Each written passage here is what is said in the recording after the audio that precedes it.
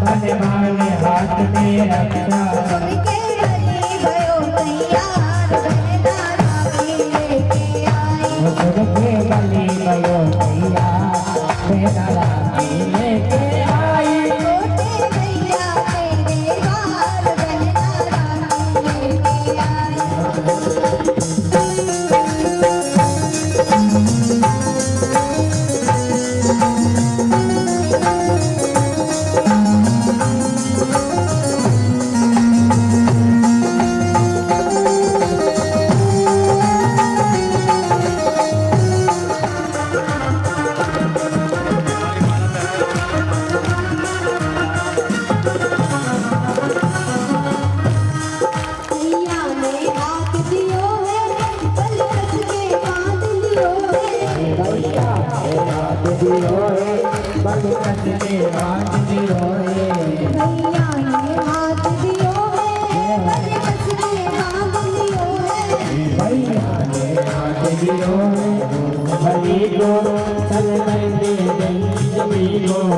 अब आया होश बली को ऐसे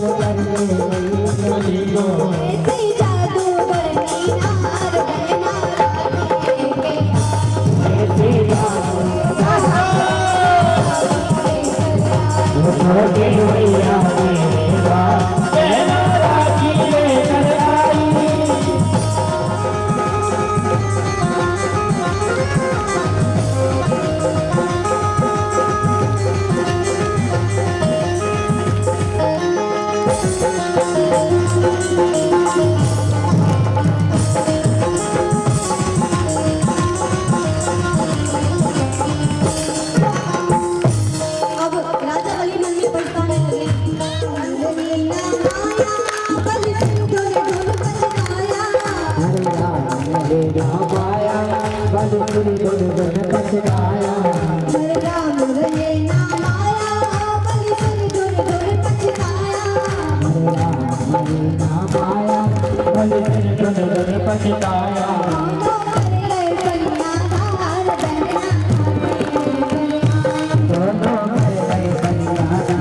बहना राखी लेके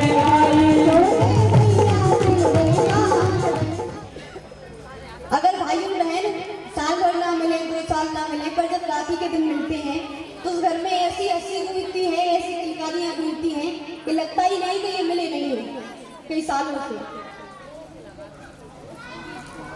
माता लक्ष्मी ने राजा बलि को राखी बांधी और राखी बांध करके राजा बलि से कहा, भैया यदि मुझे कुछ देना चाहते हो तो मुझे अपने चौकीदार को दे दो,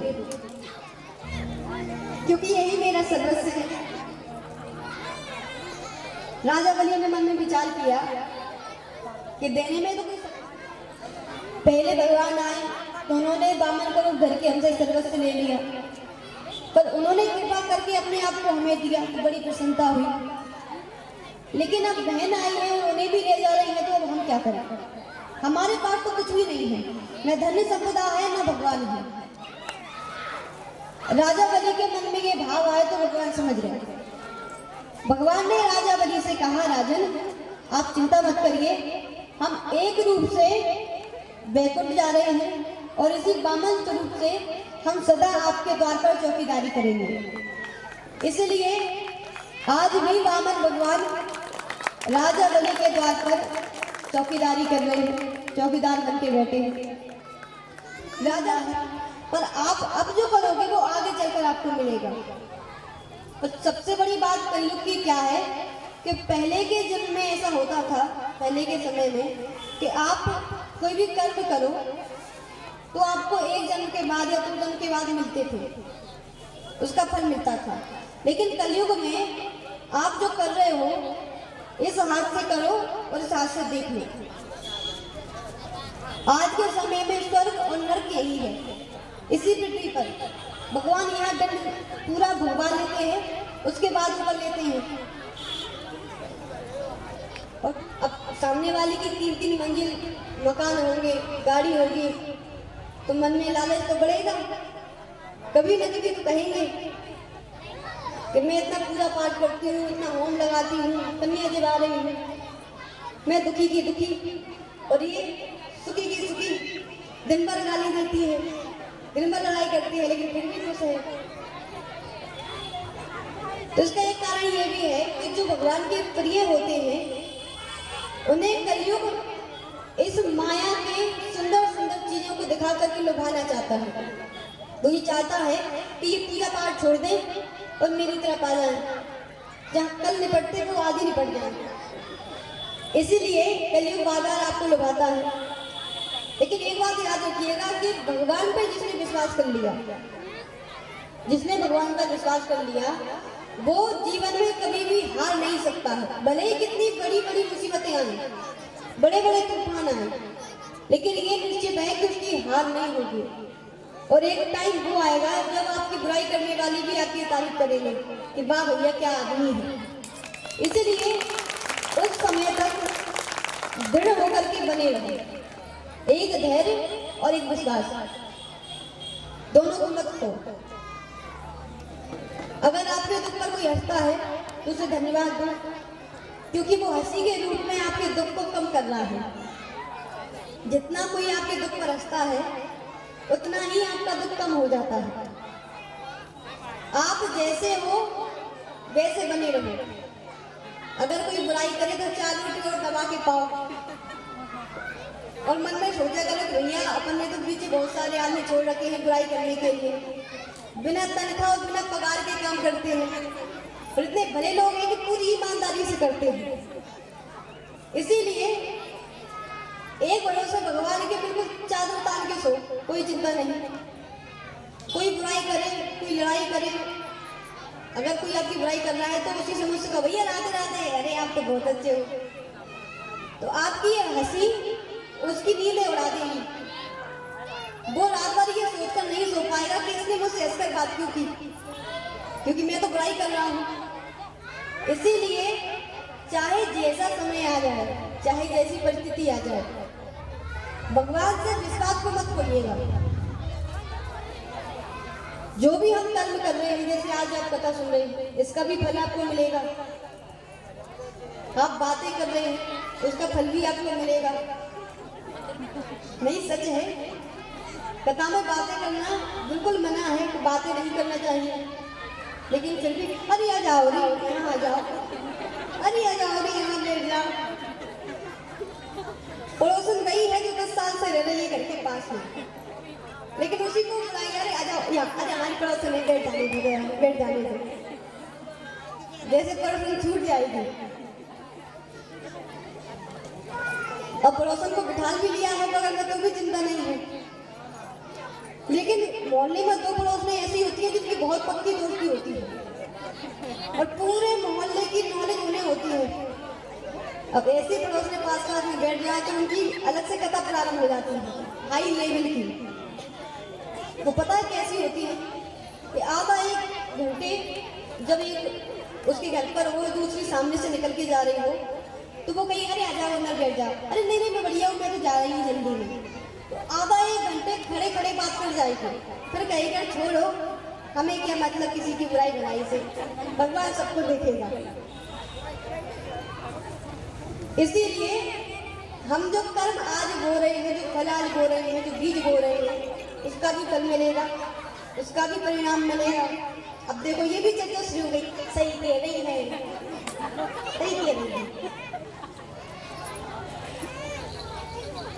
हम तो सही ही कह रहे हैं, आप तो समझो इस बात को, है कि नहीं। महाराज परीक्षित ने सुखदेव जी महाराज से प्रश्न किया कि भगवान अगर ऐसी बात है तो मनुष्य को दुख क्यों मिलते हैं। कि सुखदेव जी महाराज ने उत्तर दिया, राजन मनुष्य को दुख इसलिए मिलते हैं क्योंकि वो भगवान को याद कर सके, भगवान को बच सके, इसलिए उसे दुख मिलते हैं। क्योंकि सुख में किसी को भगवान की याद नहीं रहती। कई बार शादी करने के लिए जब जाते हैं, किसी के यहाँ शादी है तो घर में ताला लगा जाते हैं 3-3, 4-4 दिन के लिए। ठाकुर जी बेचारे भूखे बैठे हैं, कोई चिंता नहीं है, लेकिन जब दुख आया तो भले ही पड़ोसी की शादी हो, मन में दुख है तो मजाल है कि घर से बाहर पैर रख दे, वही ठाकुर जी से चिपकी बैठी रही है। भगवान तू ही है रखवाला, बस लाज रखो। तो जब सुख आया तो अरे भगवान है, दो चिरौनी सुबह रखी, दो शाम को रखी, दो अगरबत्ती घुमाई, राधे राधे। जब अपनों ने साथ छोड़ दिया तो कौन मेरी मदद करेगा, कौन मुझे बचाएगा, कौन मेरी सहायता करेगा। हाथी है इसलिए उसे कुछ स्तुति करना नहीं आता, ना बड़े बड़े श्लोक हैं, ना मंत्र हैं, ना चौपाइयां हैं, ना सोरठा है, ना छंद है, कुछ भी नहीं है। अब गजेंद्र के मन में उस समय वैराग्य का भाव आया। गजेंद्र ने सोचा कि जो इस संसार को बनाता है, बिगाड़ता है, उन्हें पालता है, वो भी तो कोई शक्ति होगी। जो छोटी से छोटी चींटी के खाने की व्यवस्था करती है, वो भी तो कोई शक्ति होगी। जो मुझ जैसे बड़े जीव हाथी को भोजन प्रदान करती है, वो भी तो कोई शक्ति होगी। कोई शक्ति होगी जो सोते हुए पंछी को भी घोंसले में से गिरने नहीं देती। तो वो कौन है, उसे क्या कहते हैं, उसका नाम क्या है, मैं उसे कैसे बुलाऊं। गजेंद्र ने बहुत प्रयास किया, परिणाम तो आया नहीं। अब आकाश मंडल में सभी देवता बैठे हैं, सभी देवी बैठी हैं, सभी देवता बैठे हैं अपने अपने वाहनों पर सवार होकर कि बस गजेंद्र एक बार नाम ले ले तो हम दौड़े चले आए। भोलेनाथ बैठे हैं नंदी पर सवार होकर। भोलेनाथ कह रहे हैं अरे कुछ नहीं बोल रहा है तो बम बम बोल दे, हर हर बोल दे, तो मैं चला हूं। माता रानी कह रही है कम से कम माँ बोल दे, माँ बोल दे तो मैं चली आई। पर यहाँ गजेंद्र ने बड़ी सुंदर स्तुति की, ना उसने किसी देवता को नाम लेकर बुलाया और ना किसी को नाम लेकर के पुकारा। गजेंद्र ने कहा कि जो इस संसार को बनाता है, बिगाड़ता है, जिसकी इच्छा के बगैर एक पत्ता नहीं हिल सकता, वही शक्ति, वही परम पिता परमात्मा मेरी रक्षा करे, वही ईश्वर की रक्षा करे। अब कन्हैया ने देखा कि जिसका कोई नहीं है उसका तो मैं हूं। ये किसी को नहीं बुला रहा है, इसका मतलब मुझे ही बुला रहा है। हम कहते हैं निर्धनिया का गिरधारी, जिसका कोई नहीं होता उसका नीली छतरी वाला होता है। ठाकुर जी गरुड़ जी पर सवार हुए और गरुड़ जी पर सवार होकर के कन्हैया गजेंद्र की मुक्ति के लिए, उसकी सहायता के लिए आगे बढ़े। ठाकुर जी जब पहुंचे उस जलाशय पर तो गजेंद्र की तिल भर सूंड बची थी। कितनी? तिल भर सूंड। गजेंद्र ने जब देखा कि मेरे अपनों ने मुझे छोड़ दिया, जिन्हें मैंने 24 घंटे भजा, जिनका नाम लिया, जिनसे प्रेम किया, उन्होंने मुझे छोड़ दिया, पर जिससे मेरा कोई संबंध नहीं है, जिसको मैंने कभी भजा नहीं, जिससे कभी प्रेम नहीं किया, आज वो आकर के खड़ा हो गया। तो गजेंद्र की आंखों में आंसू आ गए। गजेंद्र ने उसी तालाब से पुष्प कमल को तोड़ा और पुष्प कमल को तोड़ करके भगवान श्री हरि के चरणों में अर्पित कर दिया। भगवान ने गजेंद्र को उठाया और जैसे ही गजेंद्र को पकड़ा तो गजेंद्र के साथ साथ वो ग्रह भी आ गया ऊपर उठ करके, जिसने गजेंद्र का पैर पकड़ा हुआ था। तो भगवान ने गजेंद्र को बाद में बचाया, पहले उस ग्रह का ही उद्धार कर दिया।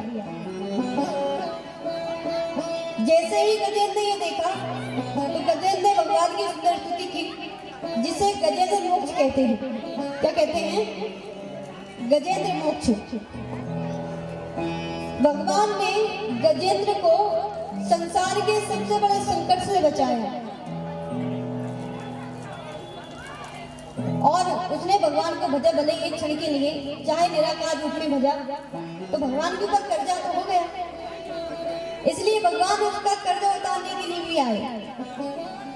इसलिए जो गजेंद्र मोक्ष का पाठ है, जिसके जीवन में बहुत ज्यादा कर्जा हो जाता है, बहुत ज्यादा समस्याएं आ जाती हैं, उन्हें गजेंद्र मोक्ष का पाठ कराना चाहिए।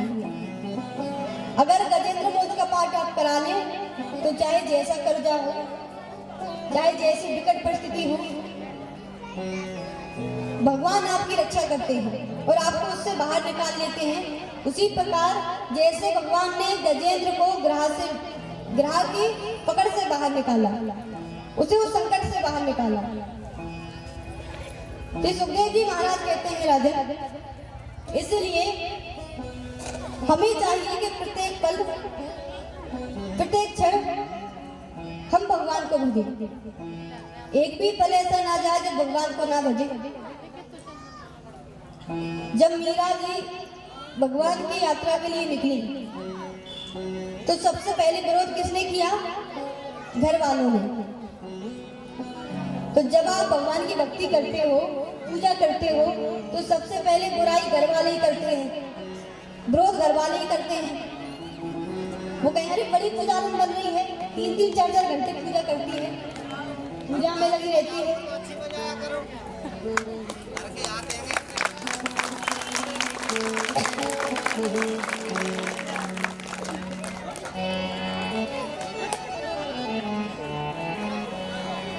जब हम भक्ति करने के लिए जाते हैं भक्ति पद पर, तो सबसे पहले अपने विरोध करते हैं, अपनी ही गालियां देते हैं। पर जो उस गालियों से, उन बुराइयों से, उन आलोचनाओं से विचलित नहीं होता है, उससे ही भगवान की प्राप्ति होती है। माता मीरा जब वृंदावन में पहुंची तो उनकी जो भक्ति थी वो कैसी थी कि ठाकुर जी का नाम लेते हुए वो नाचती थी। मीराबाई नाच रही है बीच की गलियों में। तो एक भक्त ने पूछा कि मैया आप नाच क्यों रही हो? ऐसा क्या हो गया कि आप नाच रही हो? तो मैया मीरा ने कहा कि तुझे पता नहीं है क्या, मुझे आज अपना कन्हैया मिल गया। इस वृंदावन में आकर मुझे अपना ठाकुर मिल गया, इसलिए आज मैं नाच रही हूँ। और मीराबाई ने कहा मुझे मिल गया बाका यार ब्रज की गलियों में, मुझे मिल गया बाका यार ब्रज की गलियों में, मुझे मिल गया बाका यार ब्रज की गलियों में, मुझे मिल गया बाका यार ब्रज की गलियों में। ओ गलियों में हाँ गलियों में, गलियों में हाँ गलियों में, सखी गलियों में हाँ गलियों में, गलियों में हाँ गलियों में, मुझे मिल गया, मुझे मिल गया, मुझे मिल गया बाका यार ब्रज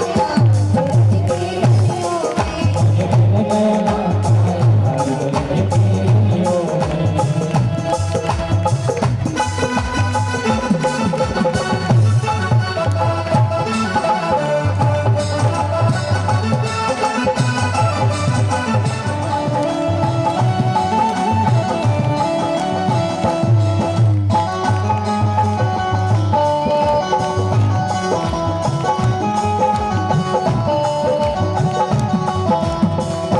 में, मुझे मिल गया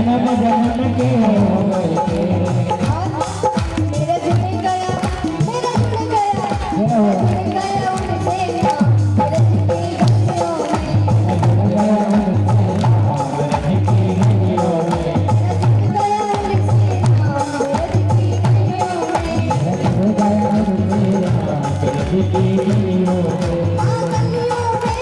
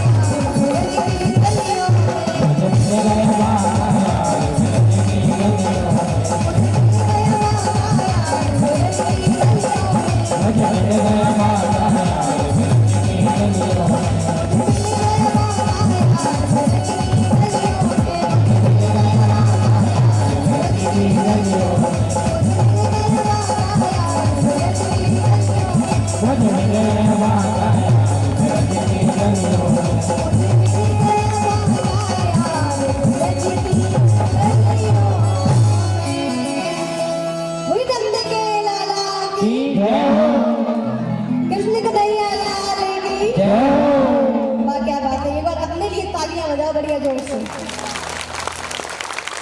सही बात है, जब उठ करके कोई भक्त मस्ती में नचता है तो आनंद ही आ जाता है, पांडाल की ओर शोभा बढ़ जाती है।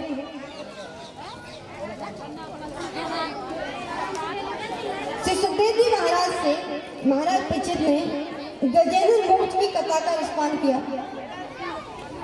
श्री सुखदेव जी महाराज ने महाराज परीक्षित से कहा, राजन, भगवान के जितने भी अवतार हैं उन दोनों अवतारों में, उन सभी अवतारों में दो अवतार पूर्ण हैं, श्री राम अवतार और श्री कृष्ण अवतार। इसलिए दोनों में कोई अंतर नहीं है। अब हम आपको उस वंश का वर्णन सुनाएंगे जिसमें भगवान श्री राम पधारे। भगवान श्री राम आए। श्री सुखदेव जी महाराज ने कहा कि अब आप सूर्य वंश का वर्णन सुनिए। नारायण के पुत्र ब्रह्मा हुए, ब्रह्मा के पुत्र कश्यप मुनि हुए, कश्यप मुनि के पुत्र हुए विश्वामित्र, सूर्यदेव। इन्हीं से सूर्य वंश का प्रारंभ हुआ। इन्हीं के नाम पर सूर्य वंश का नाम सूर्य वंश हुआ। इस वंश में आगे महाराज सरिति हुए, नवग हुए, नाभाग हुए, महाराज अंगिरस हुए, जो प्रत्येक एकादशी को करते थे। देखिए, एकादशी करना हम सभी का कर्तव्य है। कौन कौन एकादशी करता है? करते हैं और सभी को करना चाहिए। पर व्रत हम केवल अन्न का ना करें कि हम केवल अन्न नहीं खाएंगे। व्रत हम विचारों का भी करें, व्रत हम वाणी का भी करें, व्रत हम कानों का भी करें। जब एकादशी का व्रत प्रारंभ करें और भगवान श्री हरि की पूजा करें तो उनसे प्रार्थना करें, भगवान ऐसी कृपा करो कि जैसे आज अन्न का त्याग कर दिया है, ऐसे ही आज से मेरे अंदर की सारी बुराइयों का त्याग हो जाए, मेरे अंदर सभी बुराइयां छूट जाए, उनका त्याग हो जाए, मेरे कामों को बुराई पसंद न आए, हरि नाम के अलावा। जो व्यक्ति एकादशी करता है, यदि उसके पास में बड़ा सा अपना पापी बैठ जाए तो वो भी तब जाता है। एकादशी का ऐसा महत्व है। जो व्यक्ति एकादशी के दिन कीर्तन करता है, रात्रि जागरण करता है, तो निश्चित है कि उसे भगवान के धन की प्राप्ति होगी। हम कहते हैं ना, खुले पट में नहीं भैया इन्हें तो एकादशी के दिन गए हैं, तो एकादशी के दिन व्रत करते हैं। और ठाकुर जी हम ऐसे नहीं बोल रहे हैं कि खुले पट में नहीं, मतलब ये तो हुए महाराज मंधाता हुए, बाहुक हुए, महाराज सगर हुए।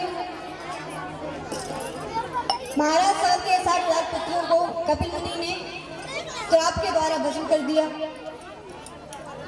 और असमंजस की प्रार्थना पर उन्हें बताया कि यदि माता गंगा धरती पर आ जाएंगी तो आपके पुत्रों का उद्धार हो जाएगा।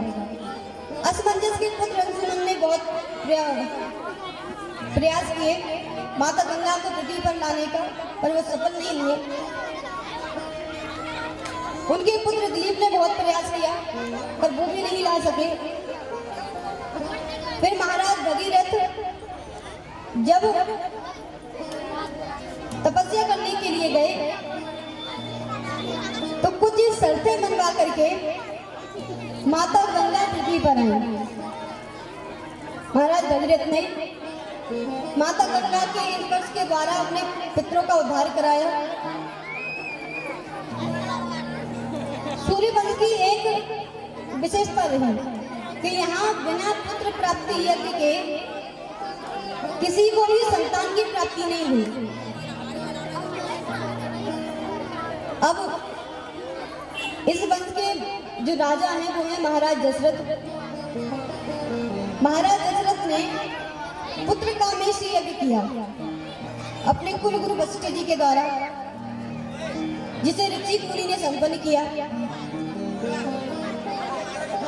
उस यज्ञ से चारू का कलश लेकर के अग्निदेव स्वयं प्रकट हुए और महाराज दशरथ से कहा कि यदि आप अपनी पत्नी को ये खिला देंगे तो इससे उन्हें संतान की प्राप्ति होगी। महाराज दशरथ ने जाकर उस चारू का पात्र अपनी बड़ी पत्नी माता कौशल्या के हाथ में दिया, कहा इसे आप ग्रहण करिए, इससे संतान की प्राप्ति होगी। माता कौशल्या ने जब वो ग्रहण किया तो मन में विचार किया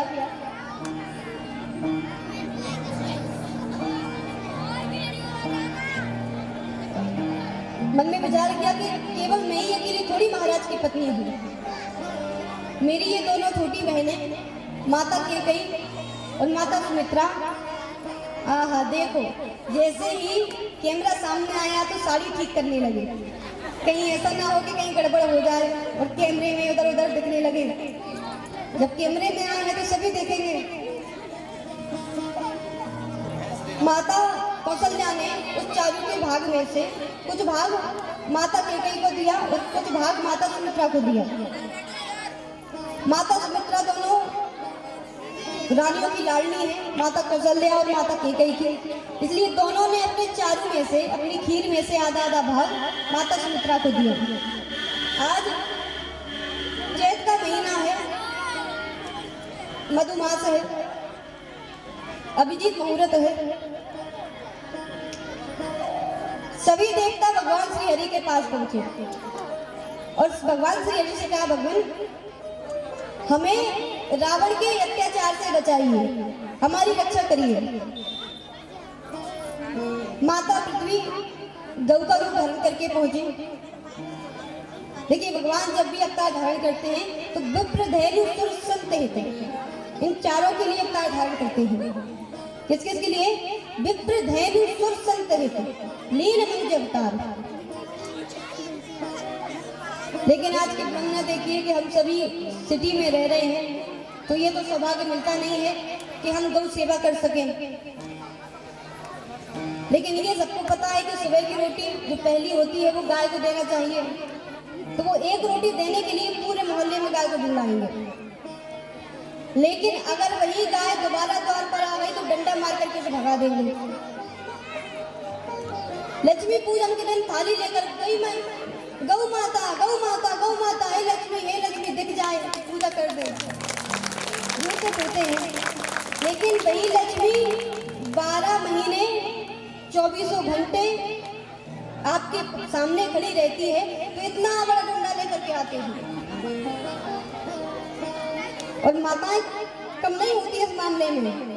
बच्चों से कहीं ले गया डंडा, धनी ने तो छोड़ दिया, अब यहाँ आ रही है।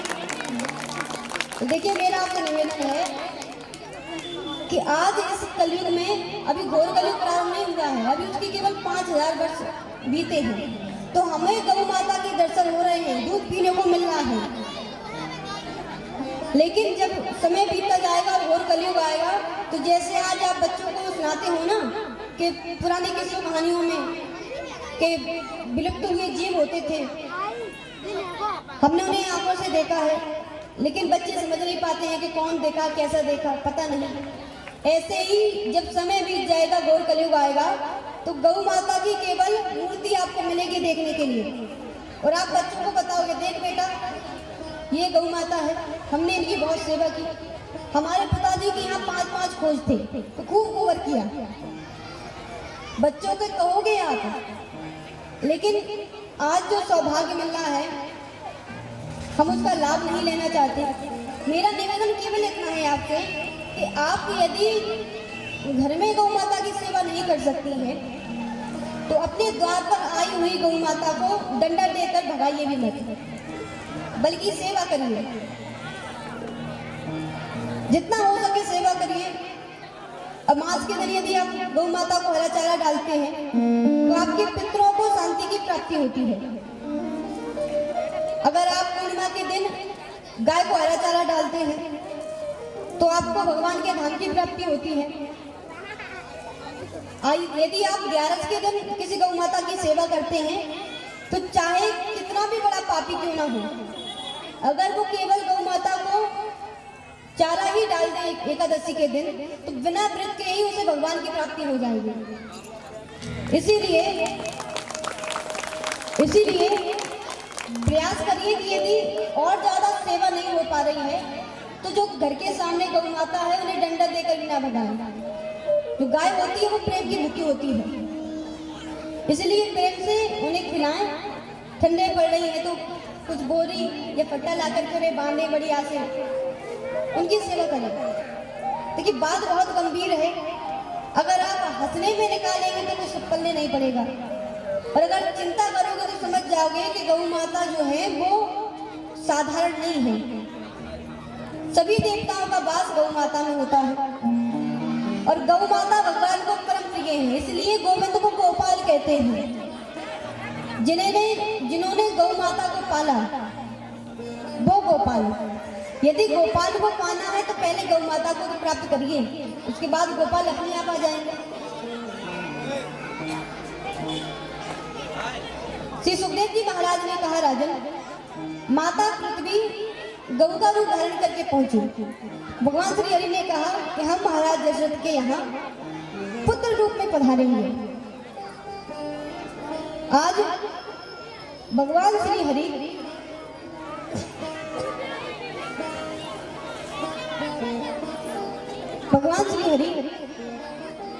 दशरथ के यहाँ पुत्र रूप में पधारे हैं। चैत्र मास है, शुक्ल पक्ष है, अभिजीत मुहूर्त है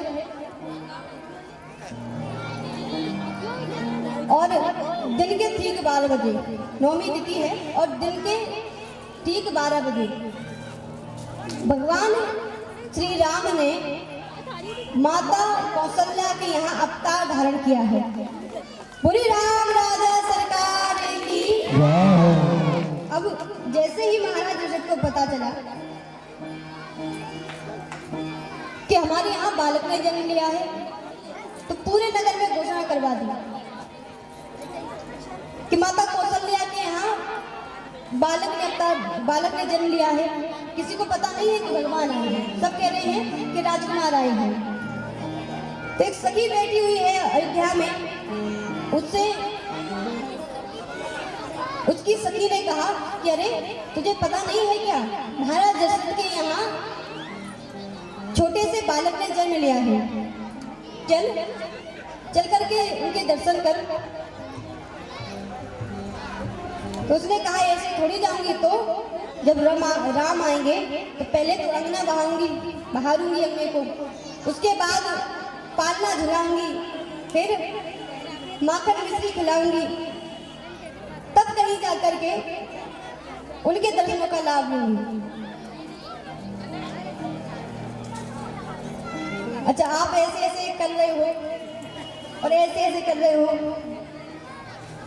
तो इससे मैं थोड़ा थोड़ा समझ में तो आ गया कि आप सोच रहे हो कि राम आएंगे तो गाना क्या? आप बताओगे तो गा लेंगे। गा ले? चलिए दो हाथ उठाते हैं। राम आएंगे तो अंगना सजाओगे। राम आएंगे तो अंगना सजाओगे। राम आएंगे तो अंगना सजाओगे। राम आएंगे तो अंगना सजाओगे। मेरी झोपड़ी के बाद आज जग जाएंगे। राम आएंगे। मेरी झोपड़ी के बाद जाग जाएगी।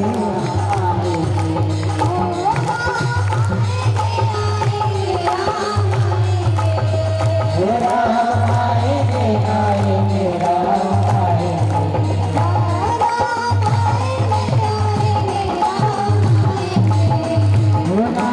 आएंगे आएंगे राम आएंगे।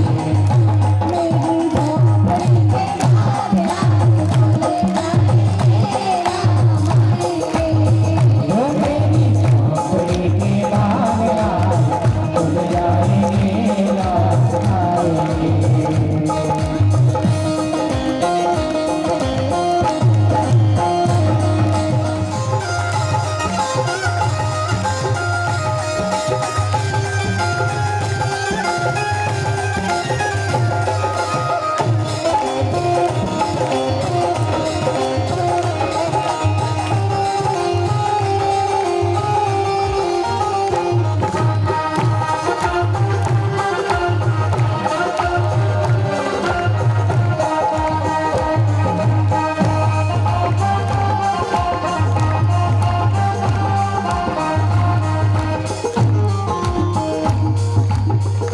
राम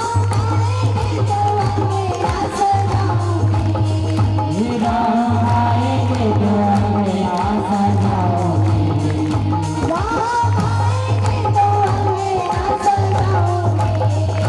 राम आएंगे तो अंगना सजाओगे।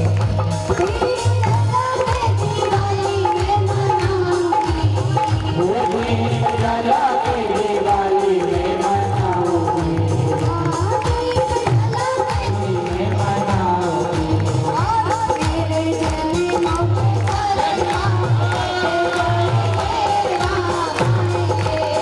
वो मेरे जन्मों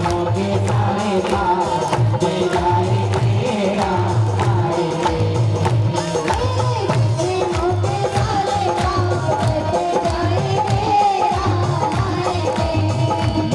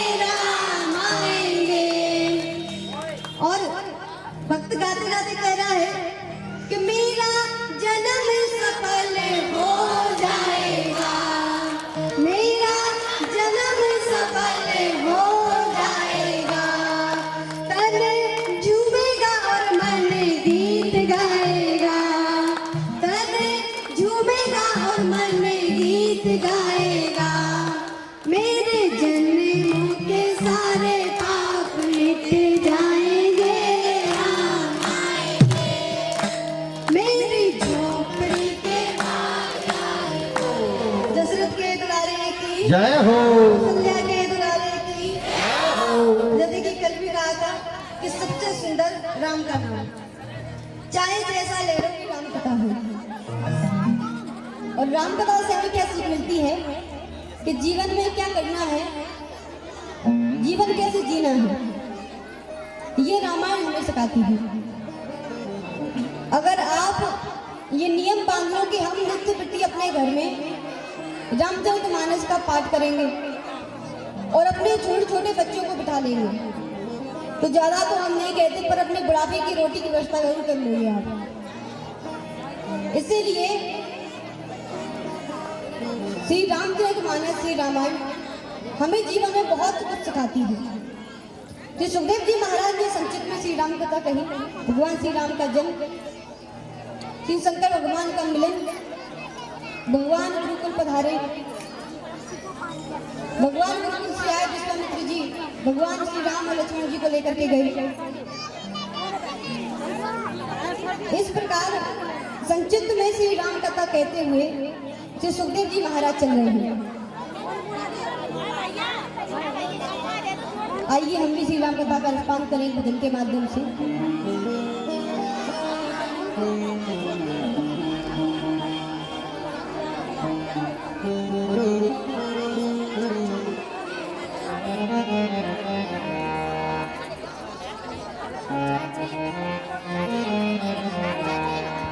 राम कहानी सुनो रे, राम कहानी, राम कहानी सुनो रे, राम कहानी, राम कहानी सुनो रे, राम कहानी, राम कहानी सुनो रे, राम कहानी।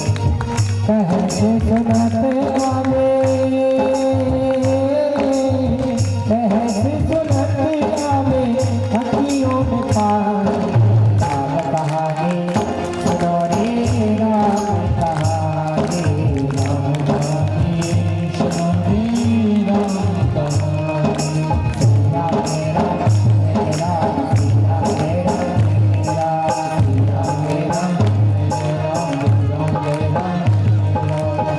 कहानी सुनो रे, राम कहानी, राम कहानी सुनो रे, राम कहानी।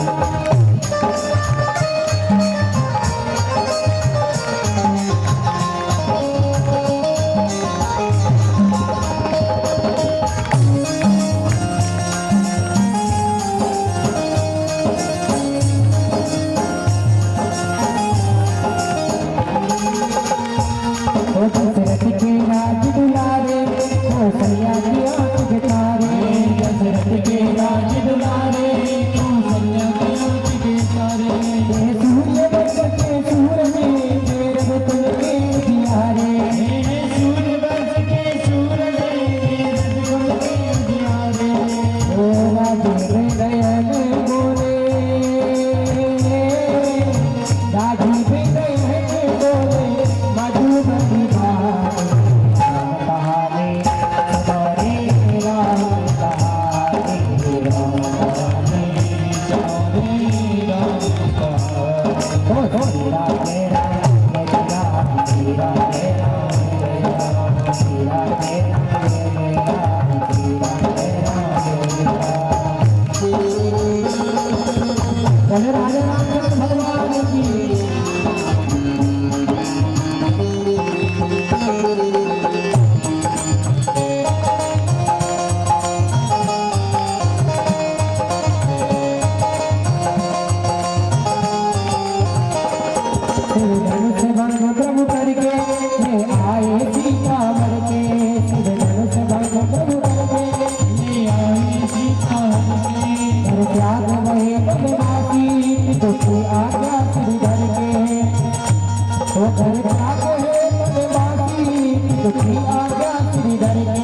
अरे क्या बोले बनवासी तुझी आज्ञा सर घर में लखन सिया में संग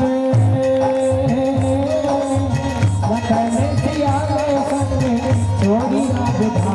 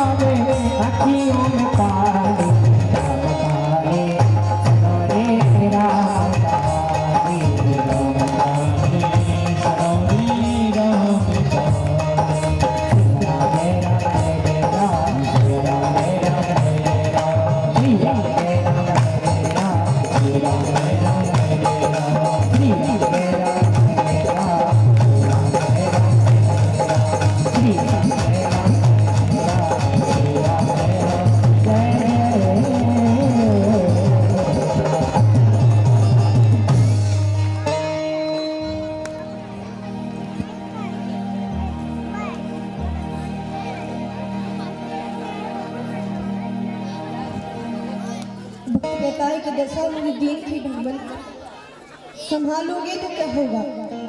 ऐसा नहीं है कि आपने पहले किसी को तारा नहीं है या किसी को शरण में नहीं दिया। हो सकता है सबसे बड़े पापी हम हो सकता नहीं है हम सबसे बड़े पापी हैं, पर आप तो करुणा करने वाले हो, करुणा निधान है। फिर आने में इतनी देर क्यों? सबको अपनाते हो, मुझे नहीं अपनाओगे। अगर मेरा कोई और हो तो मैं देखूं उसे कि ये मेरा है, मेरी मदद करेगा, पर आप जानते हैं कि आपके अलावा कोई और नहीं है, आप ही हो। पर मैं अच्छा बुरा जैसा भी हूँ, मैं आपका हूँ। जैसे माँ अपने बच्चे को किसी अवस्था में नहीं त्यागती, चाहे बच्चा कीचड़ में क्यों न लिपटा हो, माँ उसे हृदय से लगा लेती है।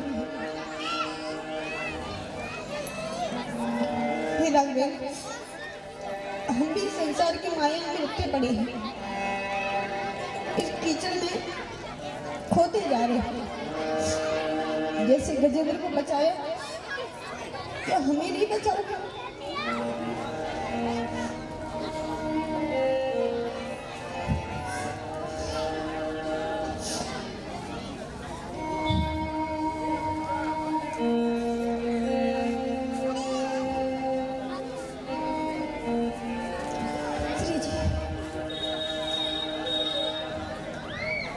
भगवान से यही प्रार्थना बार बार करो कि चाहे हम जैसे भी हों, अच्छे या बुरे, बस आपके हैं। आपने त्याग दिया तो कहाँ जाएंगे? श्री सुखदेव जी महाराज ने संपूर्ण राम कथा का रसपान कराया। संक्षिप्त में श्री राम विवाह, भगवान का वन गमन, भरत मिलन, शुभ नखा का नाक और कान काटना, राम रावण युद्ध, एक एक करके सभी प्रसंग श्रवण कराए। भगवान श्री राम ने 13,000 वर्षों तक इस भूमि पर, इस पृथ्वी पर राज्य किया।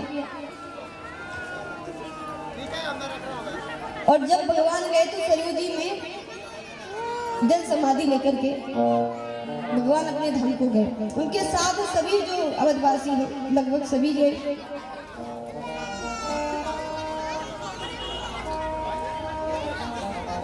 पर हनुमान जी महाराज से भगवान श्री राम ने कह दिया कि हनुमंत, आप हमारे साथ नहीं जाओगे।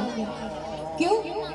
क्योंकि अगर आप चले गए तो हमारे जो भक्त हैं उनको जब कष्ट होगा, वो तकलीफ होगी, तो किसके पास जाएंगे?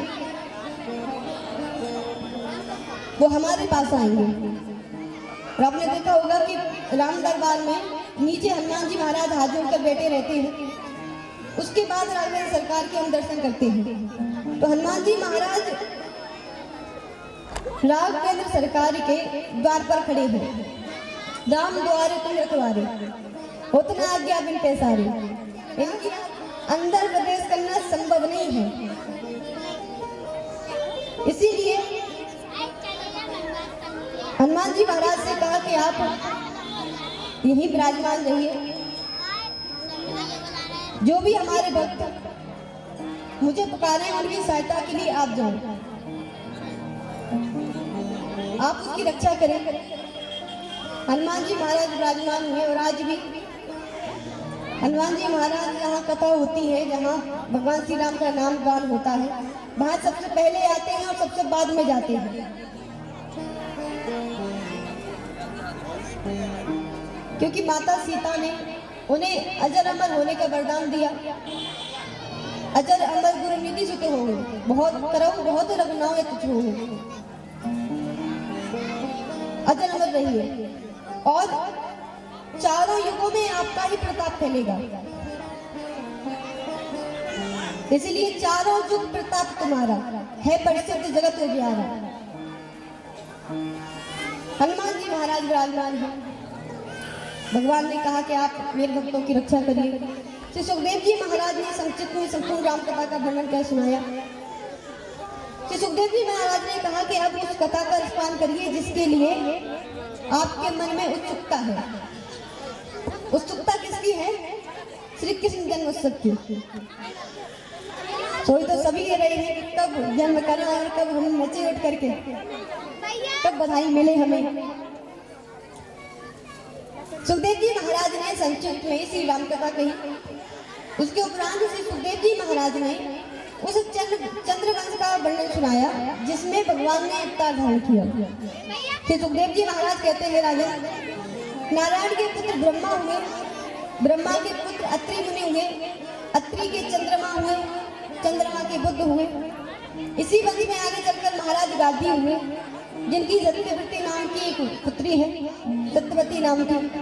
उनके यहाँ कोई पुत्र नहीं था, इसीलिए पुत्री का जब विवाह किया तो एक मुनि है जिनका नाम है ऋचिक मुनि, उनके साथ उनका विवाह कर दिया। अब ऋचिक मुनि परम ज्ञानी है, परम तपस्वी है, इसलिए महाराज गादी ने ये कहा कि पुत्री, हमारे जामाता से कहो कि कोई ऐसी औषधि बनाए जिससे हमें पुत्र की प्राप्ति हो। ऋषि ऋचिक ने औषधि बनाई, एक अपनी पत्नी के लिए और एक अपनी सासू माँ के लिए। पर जब वो औषधि पत्नी और सासू माँ के पास पहुंची तो गड़बड़ हो गई। गड़बड़ क्या हो गई कि जो औषधि सासू माँ को पानी थी वो बेटी ने पाली, और जो बेटी को पानी थी वो सासू माँ ने पाली। जो पत्नी को पानी थी वो सासू माँ ने ग्रहण कर ली, और जो सासू माँ को पानी थी वो पत्नी ने ग्रहण कर ली। अब यहाँ पर ये गड़बड़ हो गई। ऋषि मुनि ने कहा कि अब कुछ नहीं किया जा सकता है। जब गादी महाराज के यहाँ पुत्र हुआ वो जन्म से तो क्षत्रिय था, लेकिन कर्म से ब्राह्मण हुआ, और उस मुनि का नाम है विश्वामित्र। क्या नाम है? विश्वामित्र। ऋषि मुनि के यहाँ जगदम्बा जी ने जन्म लिया, जिनके यहाँ भगवान परशुराम रूप में पधारे। भगवान परशुराम आज भी अजर अमर है, और जब कलयुग का अंत होगा भगवान कल के अवतार धारण करेंगे। परशुराम भगवान उस समय आएंगे क्षण भर के लिए, क्योंकि क्षण भर के लिए ही कल के भगवान आएंगे। ऐसा नहीं है कि लड़ते जा रहे हैं और चल रहा है सालों साल। क्षण मात्र के लिए जन्म होगा, अवतार होगा, और क्षण भर में ही संपूर्ण जो घोर कलयुग में पापी होंगे, जो दैत्यों का रूप धारण कर लिया होगा, उन सभी का नाश कर देंगे और पुनः सत्युग की स्थापना करेंगे। और उसमें श्री परशुराम जी, परशुराम भगवान उनकी सहायता करेंगे। परशुराम भगवान वैसे तो सबको लगता है कि अरे वामन है, क्या कर लेगा, कहते हैं भी वामन है, ये क्या करेगा। पर जब परशुराम भगवान का जन्म हुआ, उन्होंने अवतार लिया, तो फिर किसी ने ये नहीं कहा कि ये वामन है, ये क्या कर लेगा। फिर सभी विचारने लगे भैया ये वामन है, ये कुछ भी कर सकता है, क्योंकि परशुराम भगवान ने ये बताया कि यदि एक हाथ में ब्राह्मण के शास्त्र है, वो शास्त्रों का अध्ययन करता है, समाज को बुराइयों से बचाता है, समाज को सन्मार्ग पर ले जाता है, तो दूसरी ओर हाथ में शस्त्र भी है। जो बातों से नहीं मानते उन्हें इससे मनाने के लिए तैयार है। तो आइए हम उनके नाम का जयकारा करते हुए आगे बढ़े। बोली परशुराम भगवान की जय हो। इसी पंक्ति में आगे चलकर महाराज विश्वामित्र के 100 पुत्र हुए। उनके यहाँ एक पुत्र का जन्म हुआ जिसका नाम है नहुष। इन्हीं के दूसरे पुत्र यताति से एक पुत्र उत्पन्न हुआ जिसका नाम है यदु। इन्हीं यदु महाराज से यदु वंश का प्रारंभ हुआ। इस वंश में आगे चलकर महाराज देववीर हुए। महाराज देववीर की 2 पत्नियां हैं, एक से अरंजे परंजे हुए और एक से सूरसेन हुए। अरंजे परंजे के यहाँ नवनंद ने जन्म लिया, जो नंद बाबा है, जो गोकुल में रहते हैं, और सूरसेन के यहाँ वासुदेव जी ने जन्म लिया।